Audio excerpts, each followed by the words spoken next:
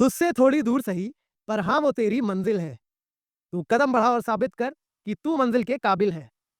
जिस राह पे तुझको चलना है, उस पे चलने वाले लाख सही, पर तुझको उन्हें हराना है, वो लाख नहीं 10 लाख सही। मंजिल गले लगाकर एक दिन धीरे से ये बोलेगी, मैं तेरी हूँ, मुझको मेहनत से किया जो तूने हासिल है। तू कदम बढ़ा और साबित कर कि तू मंजिल के काबिल है। तू कदम बढ़ा और साबित कर कि तू मंजिल के काबिल है। Hello aspirants, welcome to study smart IAS PCS. हमारे आज के वीडियो में हम बात करने वाले हैं आने वाले 20 डेज की स्ट्रेटजी के बारे में, क्योंकि आपके यूपी पीसीएस एग्जाम के लिए अब मोटा मोटा सिर्फ 20 दिन ही बचे हैं। सबसे पहले जानेंगे कि इस वक्त आपका करंट स्टेट ऑफ माइंड क्या है, आप कैसा फील कर रहे हैं और उस फीलिंग से कैसे निकल सकते हैं। दूसरी चीज, आप इस वक्त प्रिपरेशन की किस कैटेगरी में बिलोंग करते हैं, इस बात को भी समझेंगे। साथ ही साथ हम जानेंगे आगे के 20 दिनों का रास्ता क्या होना चाहिए, कि अगर इन 20 दिनों में आपके तैयारी का लेवल अभी 20% ही है, तो इसको बढ़ा के कैसे 70-80% तक ले जाया जा सकता है।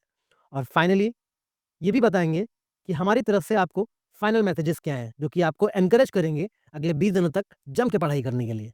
तो चलिए, let's delve deeper into this video. सबसे पहले बात करते हैं, how are you feeling right now. आपको कैसा फील हो रहा होगा। सबसे बड़ी जो फीलिंग इस वक्त आती है एग्जाम के जस्ट पहले, वो होती है guilt of not doing enough. आपने कितना भी पढ़ लिया हो, आपको गिल्ट होता है कि यार मैंने अभी आई दृष्टि तो करी ही नहीं पूरी, मैंने तो घटना चक्र पढ़ी ही नहीं, बाकी सबने तो घटना चक्र पढ़ रखी है। देखिए, ये एग्जाम कॉम्पिटिटिव एग्जाम है, ओके। और यहाँ पे यूपी पीसीएस ने अपने सिलेबस में पर्टिकुलरली किसी बुक का मेंशन नहीं किया है, ठीक है। It's just a test of your general knowledge and your aptitude. अगर आपके पास एक अच्छा खासा नॉलेज बेस है और आपके पास एक अच्छा एप्टीट्यूड है, तो आप अगले 20 दिनों में अच्छे से मेहनत करके भी इस एग्जाम को क्वालिफाई कर सकते हैं। इसलिए इस समय टॉप मोस्ट प्रायोरिटी अपनी हैप्पीनेस को दीजिए।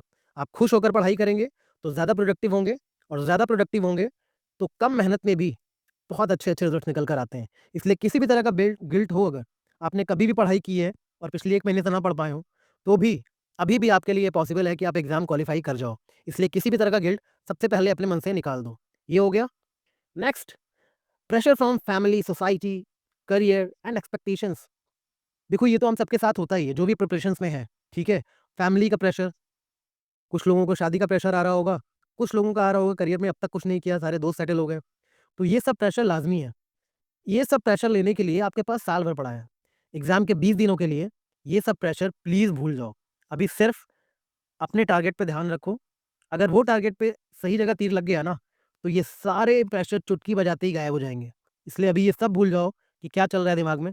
सिर्फ़ इस एक गोल पे ध्यान रखो, वो है आपका यूपी पीसीएस प्रीलिम्स 2024, ठीक है? इस चीज़ पे ध्यान रखना है अभी। ये सब चीज़ें अभी भूल जाओ, कितना भी हो सब 22 दिसंबर के बाद फिर से टेंशन ले लेना, ठीक है? शाम को बैठ जाना आराम से। Third is fear of failure और फॉरगेटिंग एवरीथिंग। ये बहुत कॉमन है। अगर आपके साथ भी ये हो रहा है ना, तो ये मत सोचो कि मेरे साथ ही हो रहा है। हर किसी के साथ, जिसने अगर इंटरव्यू तक भी अपीयर हुआ है ना, वो भी प्री के पहले उसको लगता है कि उसे कुछ नहीं याद आ रहा है, ठीक है? तो ये बिल्कुल लाज़मी है, और अगर ऐसा हो रहा है, इट मीन्स आपने पढ़ाई करी हुई है। आप पढ़ाई कर रहे हो तभी तो आप फॉरगेट कर पा रहे हो ना हर चीज़। तो आपको तो कॉन्फिडेंट होना चाहिए, आप ऑलरेडी बहुत भीड़ से आगे हो, क्योंकि आपने पढ़ाई की है और आप और चीज़ें भूल रहे हो। बट यकीन मानिए, प्रीलिम्स में ऐसा है कि ज़रूरी नहीं आपको सब चीज़ें बिल्कुल ज़ुबान पे रटी हुई हो। अगर आपने 2-3 बार भी फ़ोकस्ड होकर पढ़ाई की है ना, तो क्वेश्चन पेपर देखते ही आपको वो सब ब्रेन में याद आ जाता है, ऑप्शन देखते ही। जैसे ही ऑप्शन में नज़र पड़ेगी ना, आप कनेक्ट कर जाओगे, हाँ, ये मैंने पढ़ा था। भले ही आपने वो चीज़ 2 महीने पढ़े पढ़ी हो, रिवाइज़ भी ना किया हो, बट वो याद आ जाती है। इसलिए फेल्योर ऑफ फॉरगेट वाला तो बिल्कुल भूल जाओ। ये कुछ नहीं होता, ये सिर्फ़ मन का वहम है, इस वजह से आप और नहीं पढ़ पाते हो आगे भी, कि मैं तो सब भूल ही जा रहा हूँ, फ़ायदा क्या है पढ़ने का। तो ये चीज़ बिल्कुल दिमाग से निकाल दो फिलहाल के लिए, ठीक है? ये निकाल दिया, ये निकाल दिया, ये निकाल दिया। अब क्या बचा? इस समय लगता है कि सिलेबस फील्स लाइक अ माउंटेन। अगर हम बायोलॉजी पढ़ रहे हैं, तो लगता है कि पूरा इंडिया और वर्ल्ड ज्योग्राफी तो पढ़ा ही हुआ है। हिस्ट्री पढ़ रहे हैं, मॉडर्न, तो लगता है एंशिएंट मेडिवल कैसे पढ़ेंगे, उसमें तो इतना कुछ है। तो इस वक़्त ये होना भी लाज़मी है। इसका सॉल्यूशन क्या है? इसका सॉल्यूशन ये है कि जभी भी आप कोई सब्जेक्ट लेके बैठो, ठीक है? बुक खोलो या जहाँ से भी कोई वीडियो देखो, finish one task at a time. अगले 20 दिनों के लिए खुद से ये प्रॉमिस करो कि मैं जब भी कुछ पढ़ने बैठूँगा, ठीक है? उसको अच्छे से उस टॉपिक को खत्म करूँगा। तो इट्स बेटर अभी आप सब्जेक्ट से पीछे ना भाग के टॉपिक्स के पीछे भागें, ठीक है? टॉपिक्स उठाइए, फिनिश करिए। अगर एक सब्जेक्ट पूरा उठा रहे हैं 1 दिन में, तो फिनिश करिए, कैसे भी करके। अगर कुछ ठान लिया है कि आज वो चीज़ करनी है, ठीक है? तो वो चीज़ खत्म करके ही उठो, चाहे 2 घंटे लग जाए, 3 घंटे लग जाए, उस चीज़ को खत्म किए बिना उठो मत। आगे का भूल जाओ क्या-क्या पेंडिंग है, क्या नहीं पेंडिंग है, जो शुरू किया है, वो तो खत्म करे। इसलिए इस चीज़ का एक ही सॉल्यूशन है, सिलेबस के बहुत बड़े नेवर एंडिंग लगने का, क्योंकि वो तो सच में नेवर एंडिंग है। इस चीज़ का एक ही सॉल्यूशन है कि आप जो स्टार्ट कर रहे हो ना, छोटे से छोटा टॉपिक, उसको 100% पूरे दिल से फिनिश करो, ठीक है? तो ये चीज़ पे ध्यान दो। इस चीज़ को बहुत ज़रूरी है, इसको बहुत अटेंशन देना और ये भी प्रॉब्लम छूमंतर हो जाएगी। अगली प्रॉब्लम है स्ट्रगल विद रिकॉलिंग रिकॉलिंग। आपने अभी-अभी पढ़ा, मान लो आपने दिन में कुछ पढ़ा, आप रात में सोते हुए कोशिश करो कि कुछ याद आए, ठीक है? तो उसमें से ना आपको लगेगा आप 70% चीज़ें तो भूल गए हो, सिर्फ 30% ही याद रह गई हैं, ठीक है? तो ये प्रॉब्लम का सॉल्यूशन क्या है? ये प्रॉब्लम का सॉल्यूशन ये है कि जभी भी आप कोई टॉपिक पढ़ रहे हो ना, कोई टॉपिक पढ़ रहे हो मान लो, सपोज़ आपने पॉलिटी का फंडामेंटल राइट्स पढ़ा, तो जब आप फंडामेंटल राइट्स की एक रीडिंग खत्म करते हो ना, उसके तुरंत बाद पेजेज़ को बंद करो और 2 मिनट्स के लिए आँख बंद करके पूरे मन में अपना टॉपिक को रिवाइज़ करो। और अगर लगे कि कोई चीज़ नहीं याद आ रहा है, आर्टिकल वाइज़ आप याद रिवाइज़ करो मन में। अगर लगे कोई चीज़ नहीं याद आ रहा है, बुक खोल के देख लो, ठीक है? एक तो ये तरीका है। दूसरा एक्टिव रिकॉलिंग का तरीका ये है कि आप जब पढ़ रहे हो ना कोई टॉपिक, तो साथ-साथ एक छोटा-सा अपने साथ पेपर रखो। उसपे जो चीज़ लगती है आपको कि ये भूल जाओगे, वो चीज़ 1 वर्ड में, not more than 1 word, 1 word में आप इसको नोट कर लो। ये चीज़ मैं खुद को थोड़ी देर बाद याद दिलाऊँगा, ठीक है? या उसका कोई क्वेश्चन बना लो फटाक से। तो जैसे ही वो टॉपिक खत्म हो, बाद में वो चेक करना कि वो जो क्वेश्चन्स आपने पढ़ते वक़्त नोट किए थे, उसके आंसर्स आप दे पा रहे हो या वो टॉपिक्स जो आपने नोट किए थे वो अभी भी आपको याद है। तो इस तरह से आपको ये रिकॉलिंग वाली प्रॉब्लम ना सॉल्व हो जाएगी, तो ये भी हट गई। तीसरा, इस समय आप देखोगे कि बहुत ज़्यादा रिसोर्सेज़ का ओवर फ्लड हो जाएगा मार्केट में। टेलीग्राम पे, यूट्यूब पे, ठीक है? आप बिल्कुल खुद को चारों तरफ से घिरा हुआ पाओगे। जो चीज़ें पिछले 4 महीने से कहीं ढूँढने पे नहीं मिलती थी ना, वो सब चीज़ें आपको फटाफट थड़-थड़, थड़-थड़ लाके मिलने लग जाएँगी अचानक। तो इसका सॉल्यूशन क्या है? इससे कैसे बचें? देखिए, जो रिसोर्सेज़ से आपने अब तक पढ़ाई करी है, ठीक है? सबसे बेस्ट वही होता है कि आप उसी पे स्टिक रहो और उसी से पढ़ते रहो, ठीक है? हाँ, किसी से हेल्प लेनी है एक्सटर्नली, तो वो हेल्प ले लो, बट उसको पार्ट टाइम रखना। फुल टाइम किसी और चीज़ पे मत स्विच कर जाना। इसलिए जो अब तक आप पढ़ते आए हो, उस सोर्स को आप फॉलो करना और उस पे बिलीव रखना कि उसी से क्वेश्चन पेपर में आना होगा आएगा, उसके बियॉन्ड आएगा तो वो किसी को नहीं आएगा। क्योंकि multiple revision is the key. अगर आपने मल्टीपल रिवीजन नहीं करा, तो फिर आपका हार्ड वर्क वेस्ट हो जाएगा और हम कहते हैं ना, अंत भला तो सब भला। अगर अंत में ही आप जो चीज़ें आपने पढ़ी, अगर अंत में ही उसको रिवाइज़ नहीं किया, तो आगे पढ़ने का फिर फ़ायदा क्या है? मतलब एग्ज़ाम में अगर आप परफ़ॉर्म नहीं कर पाए तो। इसलिए जो अब तक आप पढ़ते आए हो उसको पढ़ो। ये जो इधर-उधर से फालतू की चीज़ें आ रही है ना, उन पे ज़्यादा ध्यान मत दो। क्योंकि बहुत सा कंटेंट ऐसा है जो बिल्कुल जंक जंक मिल रहा है, ठीक है? Not offense to anyone, but बहुत जगह मैंने देखा है कि कुछ ऐसी चीज़ें जो बिल्कुल इर्रेलेवेंट है। तो ऐसी चीज़ों को इग्नोर करने के लिए आपने अब तक जो नोट्स बनाए हैं, अब तक जो वीडियोज़ हैं हमारे चैनल पे या हमारे टेलीग्राम ग्रुप पे, बस उन पे ही रिलाई करो, क्योंकि हम जो आपको चीज़ें दे रहे हैं, वो 100% पीवाईक्यू बेस्ड है। उसमें कहीं भी एक भी वीडियो आपको ऐसा नहीं लगेगा जो बिल्कुल रेलेवेंट नहीं है। इसलिए it's time not to get overwhelmed. Overwhelmed का एक ही सॉल्यूशन है, टू स्टडी स्मार्टली। आप स्मार्टली पढ़ाई करिए और रिसोर्सेज़ का फालतू का चक्कर छोड़ दीजिए फिलहाल कुछ दिनों के लिए, ठीक है? और last but not least, psychological burden आ जाता है। अब आज 1 तारीख है, अब आपको लगेगा अब तो 20 दिन ही बचे। अब तो जो पढ़ना था पढ़ लिया, अब क्या ही पढ़ पाऊँगा, ठीक है? हर बार यही होता है कि एग्ज़ाम पास आता है, तो मेरा कुछ प्रिपेयर नहीं रहता है। ये सब फीलिंग आना बहुत लाज़मी है। इस साइकोलॉजिकल बर्डन से आपको डील करना ही होगा। ये बर्डन ऐसा है कि आपको याद रखना, ये जो दिसंबर के 20 दिन है ना, यही गेम चेंजर होते हैं। These are the game changer days. इसी में असली पढ़ाई सब इसी 20 दिन में करेंगे और यहीं पे कॉम्पिटिशन एकदम बढ़ जाएगा। जो इस 20 दिनों में अच्छे से पढ़ लेगा ना, भले ही उसने पहले कितनी पढ़ाई की हो, कितनी भी पढ़ाई की हो, जो इस 20 दिनों में अच्छे से नहीं पढ़ेगा, वो जाएगा नीचे। और जो इन 20 दिनों में अच्छे से पढ़ लेगा, भले ही वो कुछ ना पढ़ा हो उसने अब तक, बहुत उसका स हल्का-फुल्का नॉलेज ही हो, वो भी बहुत आगे जाएगा अपने मार्क्स में। तो आपको डिसाइड करना है कि आप 20 दिन शांति से बैठ जाते हो ये सोच के दिसंबर आ गया अब क्या ही पढ़ूँ, अब तो हल्का-हल्का रिवाइज़ करूँगा, नहीं, अब आपको और ज़्यादा पढ़ना पड़ेगा। अगर आप अभी तक 10 घंटे पढ़ रहे थे तो 12 कर दो, 12 पढ़ रहे थे तो 14 कर दो, लेकिन बढ़ाओ, इसको पेस को बढ़ाओ। तो ये साइकोलॉजिकल बर्डन दिसंबर का दिमाग पे आने मत दो, ठीक है? तो ये भी खत्म हो गया। अब जब ये खत्म हो गया ये सारी चीज़ें, ये तो आपका करंट स्टेट ऑफ फीलिंग्स कैसी चल रही हैं और उसका क्या सॉल्यूशन है ये मैंने बता दिया। आगे चलते हैं कि आपकी कैटेगरी, ये आपको डिसाइड करना है आप अभी इन तीनों में से 1, 2, 3 इन तीनों में से आप कहाँ बिलॉन्ग कर रहे हो। उस हिसाब से आगे का एक्शन प्लान मैं आपको बताऊँगा, ठीक है?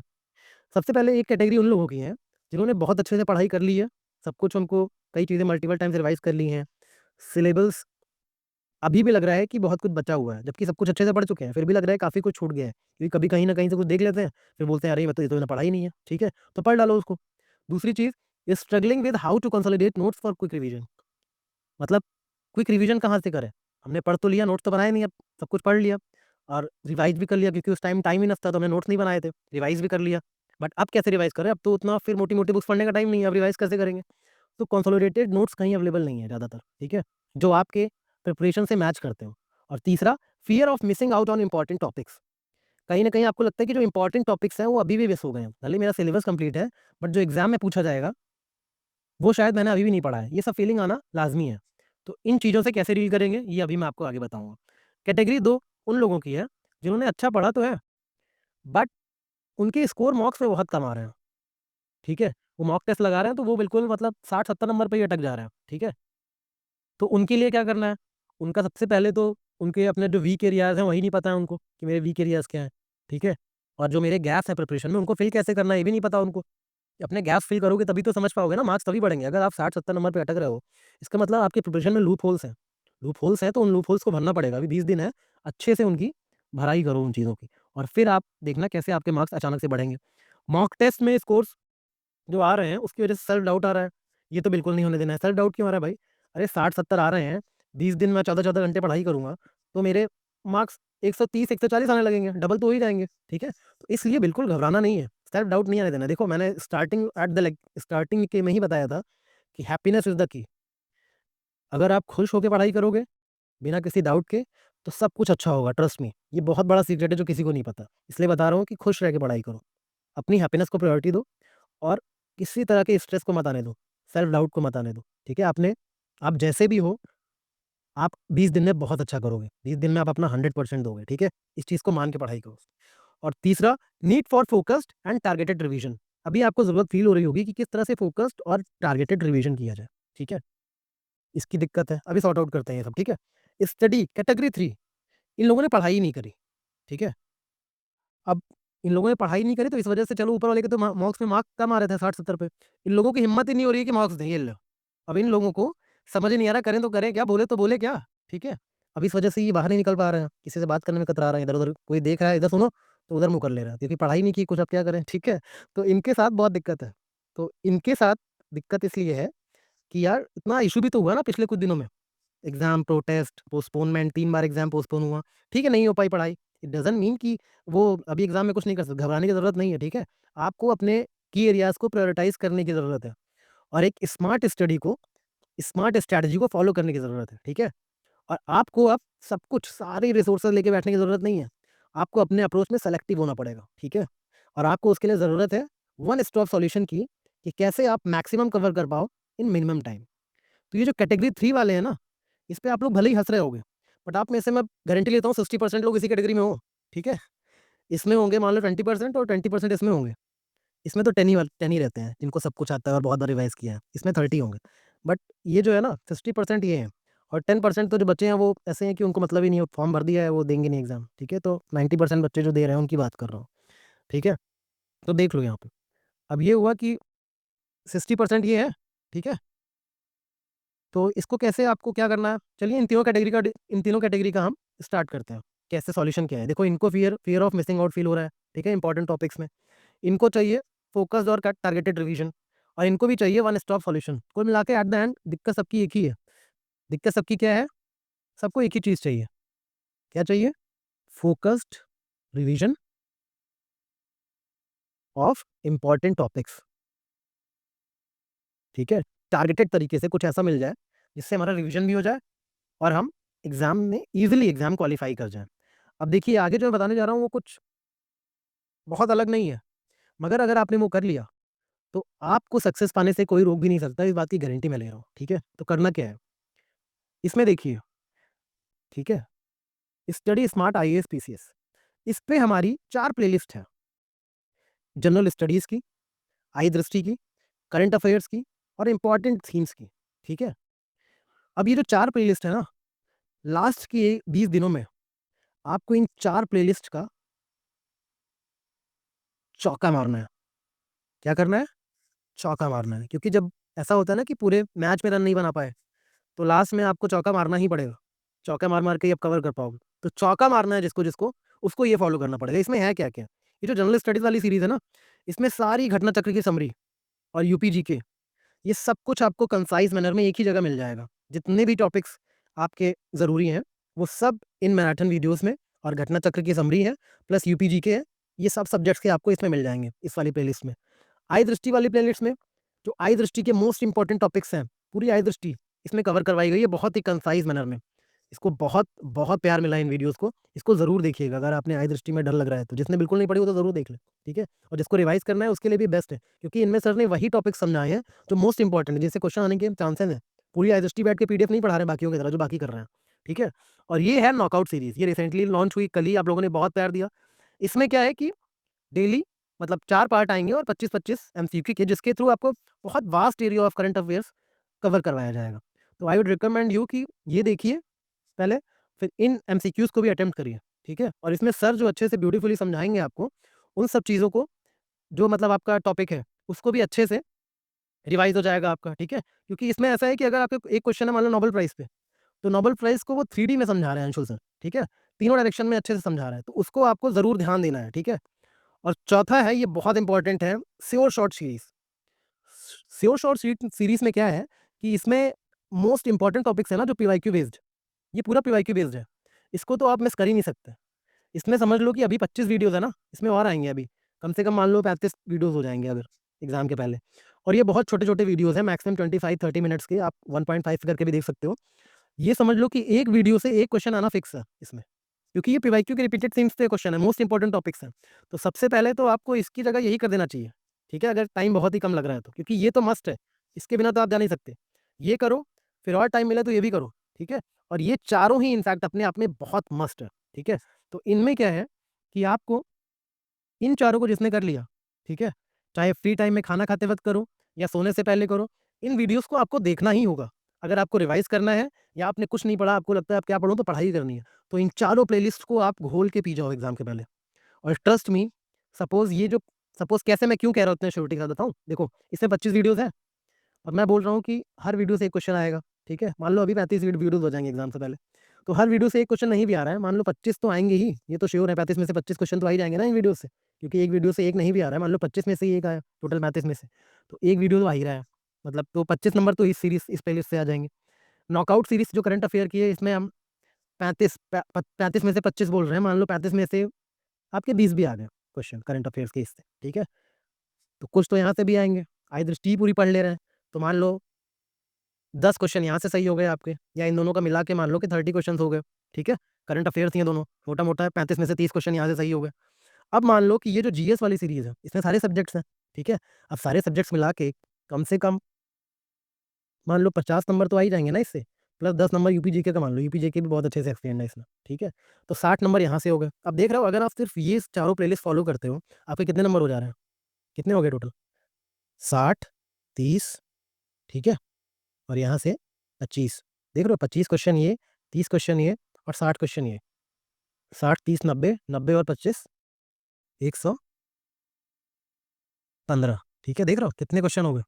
115 क्वेश्चन तो यहीं से आ रहे हैं। तो you have to do it, there is no other chance. मतलब समझ रहे हो, इस चीज़ को अगर आपने ये चारों प्लेलिस्ट अच्छे से कर ली, तो आपको बहुत फ़ायदा होगा। और इसका फ़ायदा, इन चारों सीरीज़ का फ़ायदा ये है, ये बाकी कंटेंट की तरह नहीं है। ये बहुत ही कंसाइज़ और बहुत ही स्मार्ट स्टडी के लिए फ़ेमस है, ठीक है? ये आप जिसने भी देखा है, मतलब आज तक सब यही बोल रहे हैं कि ये जो कंटेंट है, ये ऐसा कहीं नहीं है। ये बहुत ही शार्प और बहुत ही कंसाइज़ मैनर में बहुत मेहनत से प्रिपेयर किया गया कंटेंट है, ठीक है? अब ये सर देखिए आपको निमोनिक के साथ करंट अफेयर्स पढ़ा रहे हैं। यहाँ पे मैम और सर ने मिलके एकदम अच्छे से सब कुछ पढ़ाया हुआ है, इम्पोर्टेंट टॉपिक्स को। यहाँ पे खुद शुभम सर ने एकदम अच्छे से सारे टॉपिक्स कवर करवा दिए हैं। पूरा जीएस के मैराथन वीडियोज़ करवा दिए हैं। इसके अलावा और क्या आएगा एग्ज़ाम में? तो ये चारों प्लेलिस्ट आपको अच्छे से देखनी होगी, चाहे किसी भी कैटेगरी में बिलॉन्ग करते हो। 1, 2, 3, ये आप तीनों कैटेगरीज़ के लिए मस्ट है, ठीक है? अब फाइनल मैसेज, पढ़ा कैसे जाए? देखो, आप में से कुछ लोग होंगे जो सुबह जल्दी उठते होंगे, अर्ली मॉर्निंग वाले होंगे, ठीक है? कुछ होंगे नाइट राइडर्स। अब इन इन दोनों कैटेगरीज़ के लिए मैं एक शेड्यूल बता देता हूँ। मोटा-मोटा आप वही शेड्यूल फ़ॉलो करना, ताकि आप 12-14 घंटे तो पढ़ लो एटलीस्ट। जो अर्ली मॉर्निंग वाले हैं पहले वो देखें। आप सुबह 5 बजे उठो और चुपचाप मुँह धो, 1 कप चाय बनाओ और पढ़ने बैठ जाओ। 5 बजे से 9 बजे तक आपको उठना नहीं है। 5 एएम टू 9 एएम का फर्स्ट स्लॉट लो, ठीक है? फिर 10 AM टू 1 PM आप दूसरा स्लॉट लो, 2 PM टू 6 PM आप तीसरा स्लॉट लो, ठीक है? और 7 PM टू 10 PM आप चौथा स्लॉट लो। इतनी पढ़ाई दिन में काफ़ी है। ये था अर्ली मॉर्निंग्स वाला पीरियड, ठीक है? नाइट राइडर्स क्या करेंगे? नाइट राइडर्स जिनको रात में देर तक जगने की आदत है, आप 11 बजे रात से बैठो और 3 बजे सुबह तक पढ़ो, ठीक है? 3 बजे तक कोशिश करो कि सो जाओ। फिर सुबह 11 बजे से फिर पढ़ने बैठ जाओ, 11 AM, ठीक है? फिर 3 PM तक पढ़ो, ठीक है? आपका 11 से 3, 11 से 3 ये फिक्स होना चाहिए 2 स्लॉट 4-4 घंटे का। फिर आप पढ़ने बैठो 5 बजे से, ठीक है? 5 से 9 डायरेक्ट। इतना आपके लिए काफ़ी है। अगर आप दोनों ने ये रूटीन फ़ॉलो कर लिया, तो आप दोनों जो है, दोनों तरह के कैटेगरी के लोग अच्छे से पढ़ पाओगे 12-14 घंटे, ठीक है? और फाइनली हम आपसे ये कहना चाहते हैं कि स्ट्रक्चर्ड अप्रोच बनाइए। अगर आपको ये प्लेलिस्ट फ़ॉलो करनी है, तो इनका अपने हिसाब से एक प्लान बनाइए कि प्लेलिस्ट में कितने लेक्चर्स हैं, नंबर ऑफ लेक्चर्स कितने हैं, ठीक है? एक दिन में आपको कितने लेक्चर देखने हैं और कैसे उन लेक्चर्स को रिवाइज़ करना है। एक बार लेक्चर आप नॉर्मल स्पीड पे देखो, फिर 2 पे करके देखो, जैसे भी देखना है मतलब 2-3 बार देख डालो सब, ठीक है? ताकि वो याद रह जाए क्योंकि अब आपके पास नोट्स बनाने का और दोबारा कोई बुक खोल के पढ़ने का टाइम नहीं है। तो एटलीस्ट इतना देख के मार्क्स तो ले आओ, आपको एग्ज़ाम क्वालीफाई करना है ना।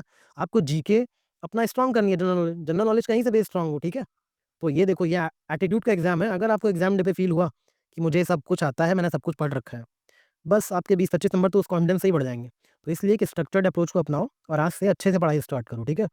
डिसिप्लिन्ड रहो, डिस्ट्रैक्शंस को अवॉइड करो, टेलीग्राम म्यूट कर दो, सारे नोटिफ़िकेशन फ़ोन के ऑफ कर दो, जब आपका मन हो तब खोलो। ये नहीं कि किसी का मैसेज आया तो बस फटाक से खोल के देखा, रिप्लाई कर दिया। सब कुछ म्यूट पे रखो, जब आप फ्री हो तब रिप्लाई करो, जब आप फ्री हो तब इन चीज़ों को खोलो। डिसिप्लिन्ड रहो, जो मैंने अभी टाइम टेबल बताया, रूटीन बताया, हो सके तो उसको फॉलो करो, वो बहुत बेनिफिशियल है और साइंटिफिकली प्रूवन रूटीन है for both early morning Riders and night Riders, तो उन दोनों के लिए बहुत बेनिफिशियल है। तीसरा, एक सोर्स फॉलो करो। अगर मैंने 4 प्लेलिस्ट बनाई है, वो नहीं भी फॉलो करनी है, तो आपने जो सोर्स फॉलो किया अब तक, उसका रिवीजन पॉसिबल है करना, नोट्स बना रखे हैं, तो उसको रिवाइज़ करो। बट जो भी करो मल्टीपल टाइम्स करना, एटलीस्ट 3 टाइम्स करना, जो भी करना, ठीक है? तभी वो एग्ज़ाम में आपको आउटपुट अच्छा देगा। और तीसरा, जैसा कि मैंने बताया, IAS, PCS, study smart IAS, PCS का जो रिसोर्सेज़ हैं, टेलीग्राम पे हमारे हम पीडीएफ भी प्रोवाइड करते हैं। ये जो सभी लेक्चर्स चारों प्लेलिस्ट है ना, इन सब के पीडीएफ आपको हमारे टेलीग्राम चैनल पे मिल जाएँगे। तो वहाँ पे जाइए, उनसे डाउनलोड करिए पीडीएफ। ये वीडियो देखते-देखते उन पीडीएफ में हाइलाइट करते जाओ ना, तो फिर क्या होगा कि आपका फ़ोकस ही बना रहेगा वीडियोज़ में। तो उन पीडीएफ्स को हाइलाइट कर जाओ और कहीं न कहीं याद रखना कि बहुत हेल्प मिलने वाली है आपको। आई होप कि आपको बहुत पसंद आया होगा ये सब कुछ, सारी स्ट्रैटेजी, और आप इनको फॉलो भी करोगे। सबसे लास्ट बट नॉट लीस्ट, अपने आप में भरोसा रखो, ठीक है? You can and you will. वो कहते हैं ना, जब कोई चीज़ इतने धूम-धाम से शुरू की है, यू हैव स्टार्टेड इट ना, किसी ने आपको फोर्स तो किया नहीं था। You have started it to sacrifice everything and you were willing to come to Delhi और इलाहाबाद और प्रिपेयरिंग फ्रॉम योर होम, कहीं से भी कर रहे हो। इट वाज़ योर डिसीजन ना, तो अब आपका टाइम परफॉर्म करने का है। भले ही कुछ गलतियाँ हो गई, आप पहले नहीं पढ़ पाए, बट अभी 20 दिन तो है ना। आपको क्या लगता है 20 दिन बहुत कम है? 20 दिन बहुत ज़्यादा है। अगर आप मेहनत करो ना अभी भी 12-12, 14-14 घंटे लग के, तो 20 दिन बहुत होते हैं। And not only you can and you will, but also you were meant to B.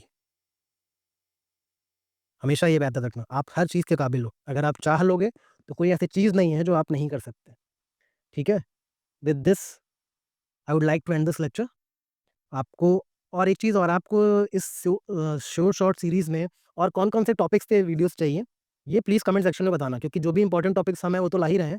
बाकी आप भी बताओ कि आपको और किन-किन टॉपिक से वीडियोज़ चाहिए, क्योंकि आपकी डिमांड के हिसाब से ही हम सप्लाई देंगे ना। तो जो आपको लगता है कि टॉपिक्स आपको याद नहीं हो रहे हैं, ट्रिक्स की ज़रूरत है, वो सब आप कमेंट सेक्शन में बताना। शॉर्ट सीरीज़ में और क्या-क्या ऐड करना है, तो वो हम लोग ऐड करने का कोशिश करेंगे। बाकी subscribe to our YouTube channel and join our Telegram for all these PDFs, okay? So I hope ये वीडियो लेक्चर आपको पसंद आया होगा और थोड़ा मोटिवेशन मिला होगा। So take care, all the best for your studies. अगले 20 दिनों में बस जाके फोड़ दो, ठीक है? जाके अटैक। और याद रखना आपको क्या करना है, 4 प्लेलिस्ट्स का चौका मारना है। अब चौके से नीचे काम नहीं चलेगा। तो जाओ और पढ़ाई करो। All the best.